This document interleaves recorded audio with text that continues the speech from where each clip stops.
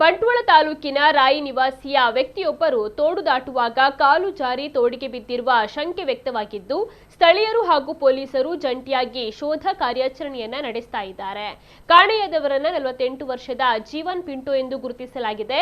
ಪ್ರಾಥಮಿಕ ಮಾಹಿತಿಯ ಪ್ರಕಾರ ಅವರು ತೋಡಿನ ಆಚೆ ಇರುವ ತಮ್ಮ ಮಾವನ ಮನೆಗೆ ತೆರಳಲು ತೋಡು ದಾಟ್ತಾ ಇದ್ದ ವೇಳೆ ಕಾಲು ಜಾರಿ ನೀರಿಗೆ ಬಿದ್ದಿರಬಹುದು ಅಂತ ಶಂಕಿಸಲಾಗಿದೆ. ಘಟನಾ ಸ್ಥಳದಲ್ಲಿ ಜೀವನ್ ಪಿಂಟೋ ಅವರ ಚಪ್ಪಲಿ ಹಾಗೂ ಟಾರ್ಚ್ ಲೈಟ್ ಪತ್ತೆಯಾಗಿದ್ದು, ಅವರು ತೋಡಿಗೆ ಬಿದ್ದಿರುವ ಅನುಮಾನ ಮತ್ತಷ್ಟು ಬಲಗೊಂಡಿದೆ.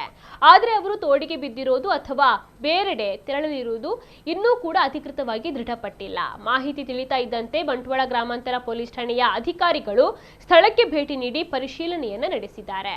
ಸ್ಥಳೀಯ ನಿವಾಸಿಗಳ ಸಹಕಾರದೊಂದಿಗೆ ತೋಡು ಹಾಗೂ ಸುತ್ತಮುತ್ತಲಿನ ಪ್ರದೇಶಗಳಲ್ಲಿ ತೀವ್ರವಾದ ಹುಡುಕಾಟ ಮುಂದುವರೆದಿದೆ.